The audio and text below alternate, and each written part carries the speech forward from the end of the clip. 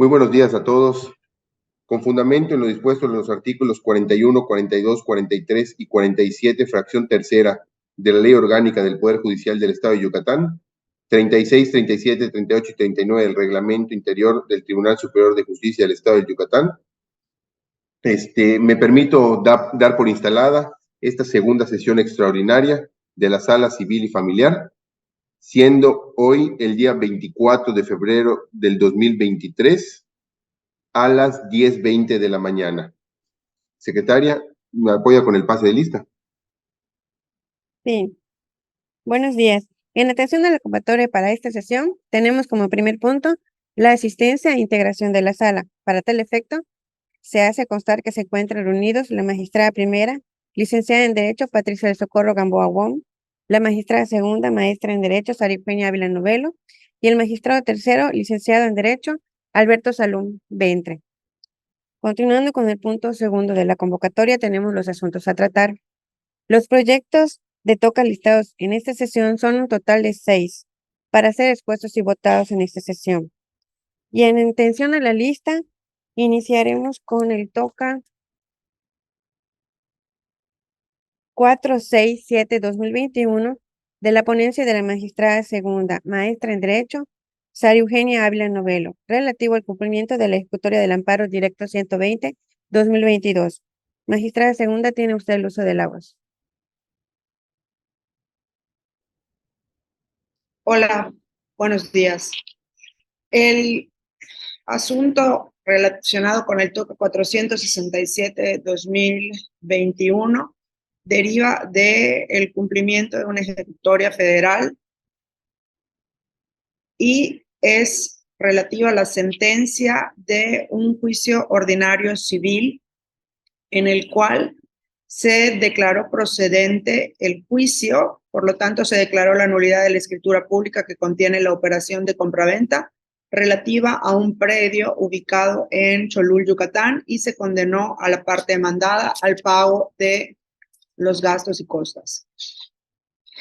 En los agravios, la parte demandada se queja de que se haya privilegiado el dictamen ofrecido por la parte actora, pues el emitido por el perito tercero se desprende que por el perito tercero se desprende que sí fue el demandante quien firmó la escritura pública cuya nulidad declaró la juez y que el dictamen del perito tercero merece un mayor valor probatorio, pues hizo una opinión de índole imparcial según lo que aduce el apelante, y que se hizo un estudio de fondo con base a cotejos, se confrontó con ideogramas, se ilustró con anexos gráficos y se hizo un análisis de las firmas estampadas por el actor ante la autoridad jurisdiccional. También se queja, que las pruebas consistentes en las copias certificadas de una averiguación previa que se relacionaron en el expediente no tienen el valor probatorio pleno que le dio la juzgadora, sino que se trata realmente de meros indicios, y que la prueba documental privada consistente en un estado de cuenta del banco HSBC solo acreditó la existencia de esa cuenta bancaria, puesto que no se adminiculó con otra prueba. En la primera resolución de segunda instancia, se confirmó la sentencia de primer grado, dado que los agravios resultaron inoperantes, pues se consideró que el apelante únicamente hizo manifestaciones relacionadas al por qué el dictamen del perito tercero debió de tener valor probatorio pleno, pero en ningún momento desvirtuó que la juez del conocimiento no le haya concedido dicho valor debido a que no aportó conclusiones claras. En la ejecutoria federal del tribunal colegiado establece que sí se debieron estimar los agravios como que no se debieron estimar como inoperantes los agravios, que esa calificación fue incorrecta y que debíamos de entrar al estudio de esos agravios, puesto que sí se controvirtió la valoración de los dictámenes de los peritos del actor y tercero en discordia. Por lo tanto, se le otorgó el amparo y protección de la justicia federal a la parte quejosa. Ya con los efectos de la concesión del amparo, en cuanto a que con libertad de jurisdicción estudiemos bien los agravios planteados, la propuesta que me permito presentar hoy, lo que presentamos es que se declaren infundados los agravios relativos a que se debió dar valor probatorio pleno al dictamen del perito tercero en discordia, porque no es dable privilegiar este dictamen sobre el rendido por la parte actora, toda vez que no posee los elementos suficientes para acreditar el hecho que se pretende, ya que de su contenido no se advierte que en ambos grupos de firmas, la dubitada y la indubitada, tengan las mismas características y correspondan entre ellas como sostiene el apelante. No se puede perder de vista que el propio perito tercero concluyó, después de analizar, que no se observaron gestos gráficos en las firmas indubitadas respecto a las que se enmarcaron en el peritaje de color rojo y que se encontraron gráficos similares en los elementos finales. Estas inconsistencias sirvieron de fundamento a la juzgadora de primera instancia para concluir correctamente que no se podía considerar que las firmas analizadas son de un mismo origen gráfico. También se proponen declarar inoperantes los agravios en cuanto al que se debió de privilegiar el dictamen elaborado por el perito tercero, porque el apelante señala que se trata de una opinión de índole imparcial, en la que se hizo un análisis de fondo con base a cotejo, y porque se confrontó con ideogramas y se ilustró con anexos gráficos, así como que por haber puesto sus firmas el actor. Y esto refiero que son inoperantes por la razón de que ninguno de estos argumentos destruye el hecho de que la juez de origen decidió no otorgarle valor probatorio pleno al dictamen en cuestión, porque es el propio perito quien advirtió las inconsistencias entre las firmas y como consecuencia de ello no se puede concluir que las firmas analizadas son de un mismo origen gráfico. Además de que el hecho de que sea el dictamen de un perito tercero no obliga a la autoridad jurisdiccional a atenerse a lo que menciona necesariamente el perito tercero. El juez puede valorar cuál de los peritajes considera como el más completo y en este caso no fue el del peritaje del tercero. También se propone declarar infundado el agravio que señala que carece de objetividad, el peritaje que ofreció la parte actora, por cuanto el inconforme pierde de vista que el hecho de que la experta no estaba obligada a considerar y valorar las firmas en su dictamen en los términos que pide el apelante, en razón de que no existe precepto legal que así lo establezca, sino que, como puede apreciarse en la diligencia que se llevó a cabo el 11 de octubre del año 2017, a lo único que se encontraba constreñida era a responder el cuestionario que le exhibió la parte oferente, lo que efectivamente hizo. Y que no coincida con las características que pretende el impetrante no quiere decir que por eso carece de objetividad. También se califican de infundados los agravios relacionados a que no se le debió de dar valor probatorio pleno al peritaje que está en la averiguación previa antes referida, por cuanto de la lectura de la sentencia se puede advertir que efectivamente la juez no le otorgó valor probatorio pleno, sino que le dio el carácter de indicios, pero lo concatenó para robustecer lo que señalaron los peritajes de la parte actora. De tal forma que la propuesta, al resultar que efectivamente tenemos que no puede ser la misma firma del actor con la que se encuentra en el protocolo, pues se concluye que debe declararse nula la escritura pública y se propone confirmar la resolución de primera instancia. Secretaria. Se procede a solicitar el sentido de la votación. Magistrada primera, Patricia Gamboa Wong. A favor. Magistrada segunda, Sara Eugenia Ávila Novelo. A favor. Magistrado tercero, Alberto Salón Ventre. A favor. Gracias. El proyecto del TOCA 467-2021 se aprueba por unanimidad de votos.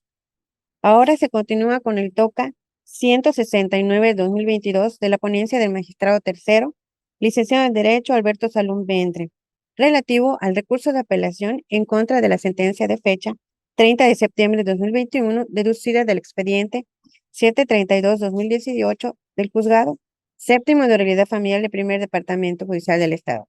Magistrado, tiene usted el uso de la voz. Muchas gracias, secretaria.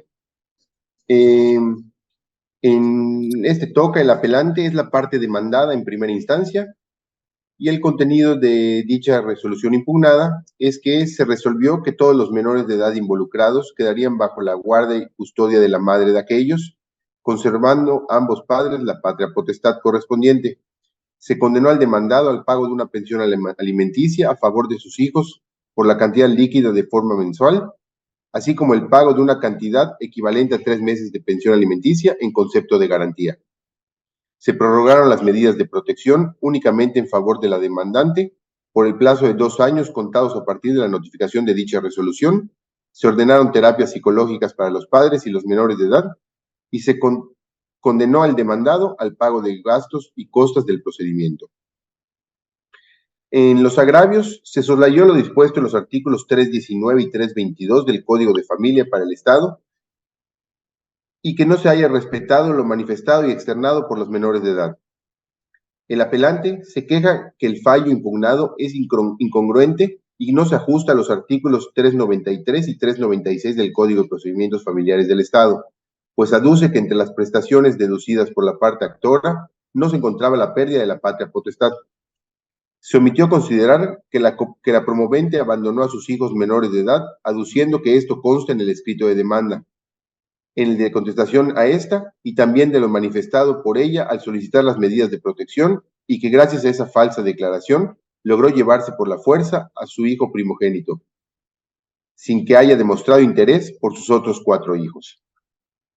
En el proyecto, considero que los agravios son infundados e insuficientes. Primero, son infundados los agravios antes expuestos porque de la revisión de las constancias que integran el expediente principal, se advierte que en el procedimiento únicamente resultaron aptos para ser escuchados en audiencia con la juzgadora 2 menores de edad y una no hizo declaración en el sentido que alega el impetrante. Por ello, se hizo un estudio integral del derecho a la participación de los menores de edad vinculado con el interés superior de la niñez, donde se concluyó que el menor de edad tiene derecho de expresar su opinión y que ésta sea debidamente tomada en cuenta en todos los asuntos que le afectan. Pero esto no significa que deba acatarse indefectiblemente lo expresado por el niño o la niña en los procesos jurisdiccionales, pues considerar lo contrario sería contradictorio con la finalidad perseguida por la Convención sobre los Derechos del Niño y el citado interés superior de la infancia. Segundo, se especificó que las audiencias de escucha de niños, niñas y adolescentes son de carácter privado y reservado, a fin de lograr que la o el menor de edad involucrado pueda expresarse libremente sin temor a sufrir alguna consecuencia por haber emitido su opinión. Las autoridades judiciales deben proteger el carácter confidencial de la información recibida a fin de respetar y proteger plenamente su intimidad y la secrecía de su cooperación. También resultan infundadas los agravios porque de la lectura de la resolución de primera instancia se advierte que la juez del conocimiento determinó que ambos padres conservaban la patria potestad de los 5 menores de edad involucrados, por lo que no existe la incongruencia que alega el recurrente. También de un examen minucioso del expediente y una vez analizado el material probatorio que obra en él, esta sala no llega a la convicción de que se acredite que la madre representa un riesgo probable y fundado para sus hijas e hijos menores de edad, ni que los haya abandonado y no le interesen, pues la sola promoción de las antes referidas medidas de protección solicitadas por ella, el mismo día que fue separada de sus hijas e hijos, así como la interposición de este juicio ordinario oral familiar, indica lo contrario. Resultando notorio que la separación de las partes en contienda en el juicio provocó una división familiar que produjo también la separación entre los hijos e hijas de ellos, pues en la actualidad solo el primogénito vive con su madre, mientras que los 4 hijos más pequeños viven con su padre y su familia paterna, trascendiendo en el caso que quien se ocupa diariamente de ellos es la hermana del demandado, sin que se haya demostrado que la madre es un riesgo para ellos. Por lo anteriormente mencionado, se propone confirmar la sentencia de primera instancia. Secretaria. Se procede a solicitar el sentido de la votación. Magistrada primera Patricia Gamboa Wong. A favor. Magistrada segunda Saria Eugenia Ávila Novelo. A favor. Magistrado tercero Alberto Salum Ventre. A favor. Gracias. El proyecto del TOCA 169-2022 se aprueba por unanimidad de votos.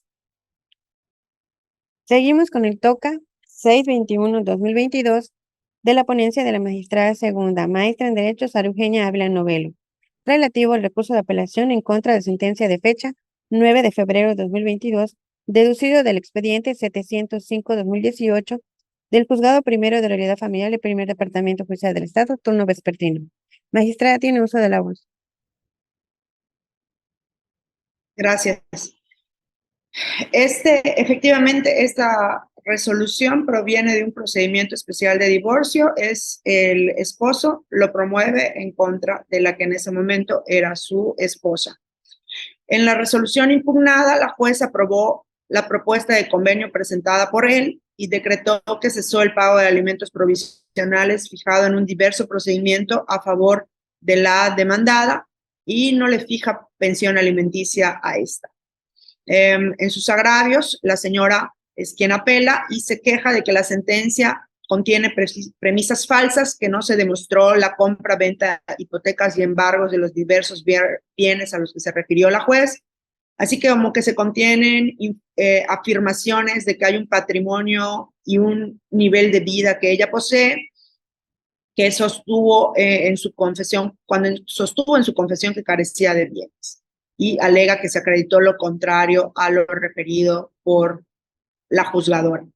También se queja de falta de valoración de las pruebas y concatenación a los hechos probados, indicando que demostró la duración del matrimonio, su necesidad para pedir alimentos, al promover anteriormente los alimentos provisionales en el que se le otorgó 40% de los ingresos de su exconsorte y posteriormente se redujo al 28% por contar con otros acreedores, quienes hoy en día aduce la impetrante que son mayores de edad y por ello no se debería actualizar la causal de la reducción, que se le otorgó pensión alimenticia estando separada de su ex esposo por más de 20 años sin demandar el divorcio, por lo cual puede seguir cubriendo sus alimentos y que ella obtuvo un empleo como secretaria en el año 2016, pero no durante el matrimonio, sin que importe que percibe por su, sin que importe lo que percibe por su trabajo, perdón, y que esto no es suficiente para privarla de la pensión compensatoria. Aduce que la juez se equivoca al señalar que ha ejercido de secretaria durante el tiempo de la separación de los cónyuges hasta la disolución del vínculo matrimonial y señala que debe aplicarse la suplencia de la queja en su favor. El proyecto que les presento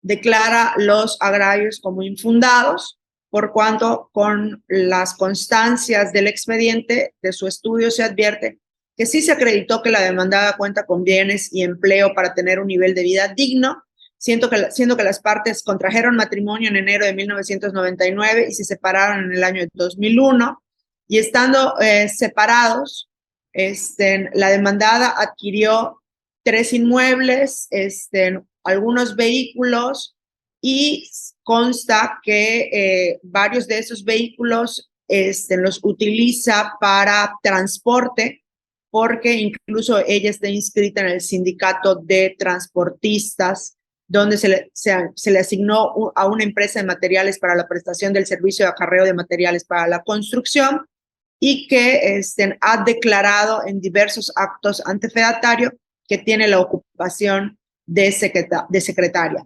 Por lo tanto, no se encuentra en el supuesto para que se le otorgue una pensión compensatoria, pues ha recibido alimentos de forma provisional desde enero de 2002 y el desequilibrio que pudo haber sufrido en su matrimonio ya se contrarrestó. Por lo tanto, se propone confirmar la sentencia de primera instancia. Secretaria. Se procede a solicitar el sentido de la votación. Magistrada primera Patricia Gamboa Wong. A favor. Magistrada segunda Sara Eugenia Ávila Novelo. A favor. Magistrado tercero Alberto Salum Ventre. A favor. Gracias. El proyecto del TOCA 621-2022 se aprueba por unanimidad de votos. Ahora se continúa con el TOCA 825-2021 de la ponencia del magistrado tercero, licenciado en Derecho Alberto Salum Ventre, relativo al cumplimiento del ejecutorio de amparo directo 121-2022. Magistrado tercero, tiene usted el uso de la voz.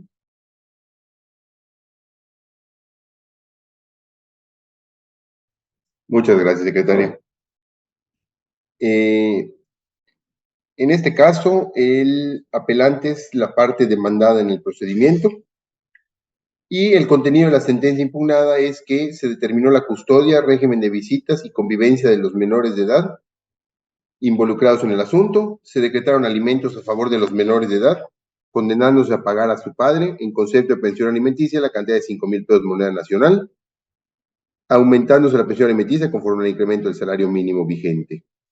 En sus agravios, el demandado se quejó respecto de que la cantidad que se le condenó a pagar a favor de sus hijos menores de edad es violatoria, pues infiere que no existen pruebas fehacientes de que él perciba dicha cantidad de dinero, sino que por el contrario, se puede deducir que su sueldo es menor a la cantidad por la cual se le condenó. También alega que no cuenta con un ingreso fijo. Y por último, advierte que le resultaría imposible poder cumplir con esta obligación, ya que no tiene ese tipo de ingresos y que es una máxima en derecho que nadie está obligado a lo imposible. El proyecto de cumplimiento de ejecutoria del amparo de revisión, el Tribunal Colegiado en Materia Civil y Administrativa del 14º Circuito determinó que los agravios expuestos por el apelante son esencialmente fundados, advirtiendo que el procedimiento de origen carece de evidencia probatoria para poder determinar el monto de la pensión alimenticia. En ese sentido, y ante la existencia de la abreviación procesal, procedió a conceder la protección constitucional para el efecto de que esta sala deje insubsistente la sentencia reclamada y en su lugar dicte otra, en la que sobre la base de que hubo deficiencia probatoria que acreditara la capacidad económica del deudor y el nivel de vida de este y de sus acreedores alimentistas, ordene al juez séptimo de unidad familiar del primer departamento judicial del Estado reponga el procedimiento para el efecto de allegarse de pruebas suficientes que le permitan objetivamente fijar el monto de la pensión alimenticia a favor de los menores, dependiendo la posibilidad del deudor y la necesidad de aquellos. En consecuencia, se procede a dejar insubsistente la sentencia reclamada y se ordena a la juez séptimo de unidad familiar del primer departamento judicial del Estado que reponga el procedimiento hasta el momento previo de la continuación de la audiencia incidental de fecha 8 de febrero de 2021, a efecto de que previamente a que se cita a las partes para la celebración de esta, deberá cumplir con los lineamientos indicados en la referida ejecutoria relativos a llegarse de pruebas suficientes que le permitan objetivamente fijar el monto de la pensión alimenticia. Esto es, turnar oficios al delegado del IMSS y representante legal del ISSSTE para ver si el apelante se encuentra cotizando, a la administradora desconcentrada de servicios al contribuyente Yucatán 1, con sede en Yucatán, y a la administradora desconcentrada de recaudación de Yucatán 1, para que informe si el recurrente se encuentra inscrito en los registros, a la directora del Registro Público de la Propiedad dependiente del INSEJUPI, a efecto de que informe si el deudor aparece como propietario de algún inmueble, al director del Registro y Control Vehicular a cargo de la Secretaría de Seguridad Pública del Estado, a fin de que informe si hay algún registro de algún vehículo, y a la directora de una facultad de la Universidad Autónoma de Yucatán, que es donde uno de los hijos está haciendo sus estudios, para que informe si sigue estudiando ahí. Y una vez recabadas aquellas pruebas, pueda fijar fecha y hora para que se lleve a cabo la audiencia principal y con libertad de jurisdicción vuelva a emitir una sentencia en la que, una vez acreditada la capacidad económica del deudor, el nivel de vida de este y de sus acreedores alimentistas, fije el monto de la pensión alimenticia a favor de los menores, acorde a las posibilidades del deudor y a las necesidades de aquellos. No obstante, me gustaría precisar que de las consideraciones arribadas por la juez en lo atendiente a la custodia, patria potestad, así como al régimen de visitas y convivencia, al no ser materia de la ejecutoria federal, que aquí se cumplimenta, permanecerán igual. Y en lo que atañe a los alimentos, se advierte que estos deben prevalecer conforme a las medidas provisionales dictadas en fecha 30 de septiembre del año 2019. Por tal motivo, se propone dejar insubsistente y reponer el procedimiento, como antes ya se mencionó. Secretaria. Se procede a solicitar el sentido de la votación. Magistrada primera, Patricia Gamboa Wong. A favor. Magistrada segunda, Sara Eugenia Ávila Novelo. A favor. Magistrado tercero Alberto Salón Ventre. A favor. Gracias. El proyecto del TOCA 825-2021 se aprueba por unanimidad de votos. Continuamos con el TOCA 546-2022 de la ponencia de la magistrada primera, licenciada en Derecho Patricia del Socorro Gamboa Wong, relativo al recurso de apelación interpuesto en contra de la sentencia de fecha 26 de abril de 2022 deducido del expediente 240-2021 del juzgado primero mixto de lo civil y familiar del primer departamento judicial del Estado. Magistrada, tiene usted el uso de la voz. Gracias, secretaria. En este asunto, la resolución apelada fue una sentencia definitiva dictada en la continuación de la audiencia principal de fecha 26 de abril del año de 2022. Se declaró procedente el juicio instado por cuanto la accionante acreditó su acción y el demandado no justificó su defensa. Esto es debido a que se demostró que la actora tiene otra acreedora alimentista, quien es otra hija de la parte actora menor de edad, quien también goza de la presunción de necesitar alimentos. Por lo anterior y tomando en cuenta la proporcionalidad que rigen los alimentos de conformidad con el artículo 35 del Código de Familia para el Estado, la autoridad de primera instancia determinó reducir la pensión alimenticia a favor de la otra niña representada por el demandado. En consecuencia, decretó como nuevo importe de la pensión alimenticia la cantidad de 1,100 pesos moneda nacional a pagarse de manera mensual. El demandado interpone el recurso de apelación, pero no lo continúa, ya que no expresa sus agravios. Se estudia de oficio por cuanto se ven involucrados los derechos de su hija menor de edad representada. Esta sala colegiada considera que se debe modificar la sentencia definitiva impugnada, ya que resulta parcialmente fundado lo determinado por la juzgadora de primera instancia, y en observancia al interés superior de la niñez y la suplencia de la queja deficiente. En el juicio que nos ocupa, promovido por la deudora alimentaria, se demostró con el acta de nacimiento correspondiente que tiene otra acreedora alimentaria menor de edad, y en atención justamente al vínculo materno-filial que une a la deudora alimentista con la niña, surge la obligación que tiene de proveer todo lo necesario a su otra hija para garantizar su subsistencia y desarrollo integral de acuerdo a sus posibilidades. Y al igual que la otra hija, debe gozar de los mismos derechos por parte de su madre a recibir una cantidad como pensión alimenticia en la misma proporción de condiciones y circunstancias que su hermana, de una manera justa y equitativa, a la cual el Estado también debe de proteger.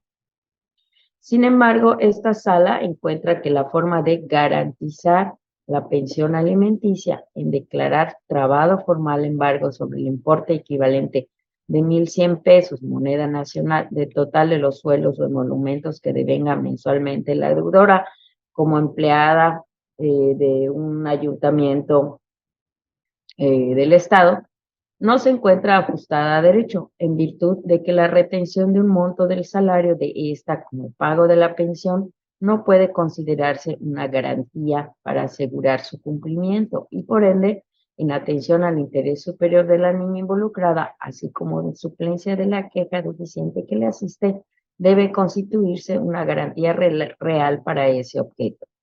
En este contexto, lo que procede es sostener la retención y el descuento de la cantidad líquida de 1,100 pesos de los ingresos de la deudora de manera mensual y constituir una garantía que realmente sirva para prevenir la falta de cumplimiento de la obligación. En consecuencia, se fija como garantía a cargo de la deudora alimentista la cantidad de 2,200 pesos moneda nacional, equivalente a 2 meses de pensión alimenticia, la cual deberá exhibir en el juzgado principal en el término improrrogable de 30 días naturales, contados a partir del día siguiente en el que se le notifica la recepción de la presente resolución en dicho juzgado, o bien en sustitución de dicha suma, constituir hipoteca, prenda o fianza según lo dispuesto en el numeral 41 del Código de Familia del Estado, con el apercibimiento de que de no hacerlo en el término concedido le será impuesta la multa correspondiente. Esa es la propuesta para este caso. Se procede a solicitar el sentido de la votación. Magistrada primera, Patricia Gamboa Wong. A favor. Magistrada segunda, Sara Eugenia Ávila Novelo. A favor. Magistrado tercero, Alberto Salum Ventre. A favor. Gracias. Se aprueba por unanimidad de votos el proyecto del TOCA 546-2022. A continuación se procede con el TOCA 698-2022 de la ponencia de la magistrada primera, licenciada en Derecho, Patricia del Socorro Gamboa Wong, relativo al recurso de apelación interpuesto en contra de la sentencia de fecha 20 de junio de 2022, deducido del expediente 634 de 2021 del Juzgado Segundo de Oralidad Familiar del Primer Departamento Judicial del Estado. Magistrada primera, tiene usted el uso de la voz. Muchas gracias.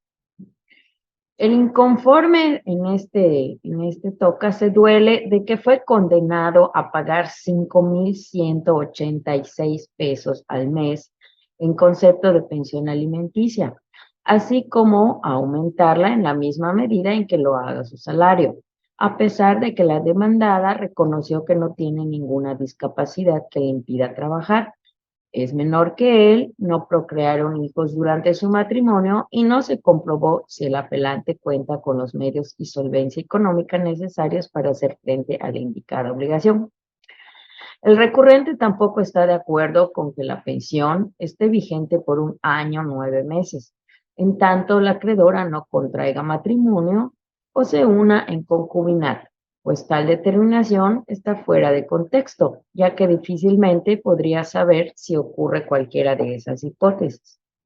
El impetrante combate el aseguramiento de la cantidad de 15,558 pesos, equivalente a 3 meses de pensión alimenticia, pues estima que violenta sus derechos, ya que en el caso concreto no hay menores de edad que requieran el pago de esa fianza. El disidente se queja de la improcedencia de la liquidación de la sociedad legal que regió su matrimonio, a pesar de que acreditó con los datos de un avalúo el vehículo que está en posesión de la demandada, así como que está reteniendo una camioneta que es propiedad del apelante. Esta sala estima que se debe confirmar la sentencia apelada, pues lo expuesto en el inciso A del único agravio es infundado en mérito de que el apelante fue debidamente condenado al pago de una pensión alimenticia compensatoria a favor de su excónyuge, pues de los autos municipales se desprende que ésta sí tiene la necesidad de que le sea entregada una cantidad en concepto de alimentos, ya que durante el tiempo que duró su matrimonio, que fue 1 año 9 meses, se dedicó a las labores propias del hogar. Asimismo, la condena relativa a que probablemente deberá aumentar la pensión alimentaria a su cargo conforme incremente el salario mínimo general vigente en el lugar donde se ubique su domicilio y en el mismo porcentaje en que hubiera incrementado su salario, salvo que demuestre que no lo hizo en igual proporción, siendo que en este caso el incremento de la pensión se ajustará al que realmente haya obtenido el deudor, no atenta en contra de sus derechos, pues dicha medida es inherente a la condena de una pensión alimenticia en cantidad líquida, y dado el caso, se ajustará a las posibilidades reales del deudor, por lo que no puede estimarse que sufre una vulneración para ello, pues de demostrar que sus ingresos no tuvieron algún aumento, la pensión alimenticia permanecerá incólume. Ahora bien, lo tocante a que en autos no se justificó si el apelante cuenta con los medios y la solvencia económica para hacer frente a la carga que le fue impuesta, también es infundado. Pues si bien es verdad que no se demostró a cuánto ascienden los ingresos del deudor, también lo es que en el expediente principal existen elementos suficientes que ponen en evidencia que cuenta con la capacidad económica necesaria para hacer frente al pago mensual de 5,186 pesos durante 1 año 9 meses, en concepto de pensión alimenticia a favor de su excónyuge. Del único agravio expuesto por el apelante resulta infundado en lo sintetizado en el inciso B por estas razones. En la sentencia apelada, la jueza determinó que la pensión alimenticia en debate subsistirá, en tanto la acreedora no contraiga nuevo matrimonio o viva en concubinato, o transcurra un término igual al que duró su matrimonio con el obligado alimentario, es decir, 1 año 9 meses. Al respecto, el impetrante asevera que dichas hipótesis están fuera de contexto, ya que difícilmente podría saber si se surgiera cualquiera de ellas, pues no puede estar vigilando el actuar de la señora. En este sentido, es necesario tener en cuenta que la amplitud del principio de proporcionalidad vincula al juzgador a analizar otras circunstancias concretas de cada caso, con el objeto de verificar que la obligación alimentaria sea proporcional y justa, no solo cuando se origina, sino durante su vigencia, impidiendo que se torne desproporcionada y carezca de justificación. Así, uno de los límites de la proporcionalidad a tomar en cuenta consiste en la razonabilidad de su duración, la cual, si bien es un tema complejo de definir, lo cierto es que un primer parámetro válido para la subsistencia de la obligación alimentaria podría ser que la duración sea igual al tiempo que duró la relación de pareja que motivó la obligación, el cual se estima razonable para que no constituye una carga desproporcionada para el deudor. Aunado a que estimar que la pensión también puede extinguirse en virtud de que la acreedora contraiga nuevas nupcias o se una en concubinato. Lejos de agravar al apelante, puede incluso resultar en un beneficio personal si esto llegara a acontecer, pues quedaría relevado de dicha obligación antes del término de 1 año 9 meses. Es infundado el argumento comprendido en el punto C del único agravio señalado por el impetrante en mérito de que el establecimiento de la garantía de los alimentos atiende a la propia naturaleza de esta institución y no a las características de la persona receptora de los mismos, por lo que es indistinto que la parte acreedora sea menor o mayor de edad legal, ya que por el simple hecho de fijar una pensión alimenticia, el órgano jurisdiccional tiene la obligación de establecer la forma en la que será garantizada, debido a que esa fue la voluntad del legislador. Por último, las manifestaciones contenidas en el inciso D del único agravio señalado por el recurrente son inoperantes, por cuanto parte de premisas falsas al asegurar que acreditó la existencia del único bien que conformó la sociedad legal que regió su matrimonio, cuando lo cierto es que tal y como determinó la jueza de primera instancia, en el presente caso no se tiene la certeza de la existencia de dicho bien, mucho menos que sea parte de la sociedad y de la sociedad legal que rigió el vínculo matrimonial de las partes, debido a que el promovente no presentó los documentos idóneos para ello. Por tanto, la propuesta es confirmar la sentencia.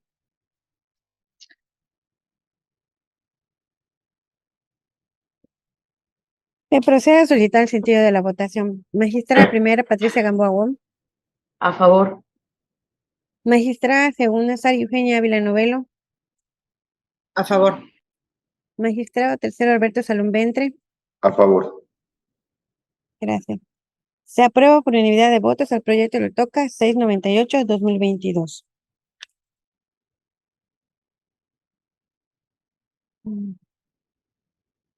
Se ha terminado con los proyectos listados para esta sesión.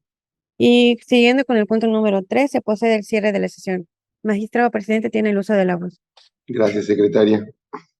Pues bueno, muchas gracias a todos.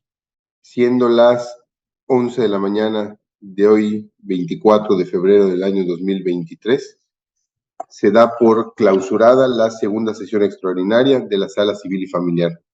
Muchísimas gracias, que pasen muy buen día. Buenos días.